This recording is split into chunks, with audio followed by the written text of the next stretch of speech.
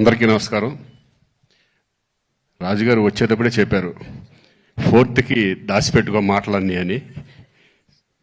నేను చెప్పాను, నేను మామూలుగా మాట్లాడేది చాలా తక్కువ, నో ప్రాబ్లం. ఒక్క ముక్కలో చెప్పాలంటే అయితే గేమ్ చేంజర్. నిజంగా నాకు ఈ క్యారెక్టర్ ఇచ్చినందుకు శంకర్ గారికి నేను థ్యాంక్స్ చెప్పుకుంటున్నాను. ఎందుకంటే ఈ క్యారెక్టర్లో మా నాన్నను చూశాను నేను. అంత అద్భుతమైన క్యారెక్టర్.